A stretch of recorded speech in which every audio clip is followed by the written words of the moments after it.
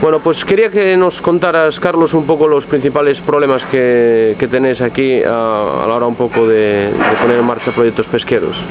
Bueno, uno de los principales problemas podríamos enfocarlo desde el punto de vista de educación cultural, que aquí es donde hay que hacer todo el trabajo relevante para efecto de cambiar la mentalidad y accionar de las personas a nivel de las comunidades, porque como pudimos comentar, han habido muchas experiencias que han sido experiencias válidas, pero a la larga, cuando la institución, el cooperante, la ONG se retira, la experiencia muere.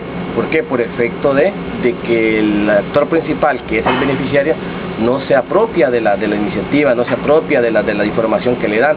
Entonces, es el trabajo difícil y es la parte donde se tiene que lograr el cambio, en la parte de educación, en la parte cultural. Importante sí identificar a qué nicho de personas se tiene que trabajar. No dejar por fuera tampoco al pescador mayor, que es el padre, el jefe, el líder, pero ir involucrando a los jóvenes, porque son los que van a retomar la actividad en un futuro y son los que pueden tener el conocimiento, las líneas, los objetivos y la pauta hasta dónde quieren llegar. Entonces, eso a mi punto de vista es lo más importante, la parte de educación, formación. Si yo tengo a alguien formado, lo demás es más fácil.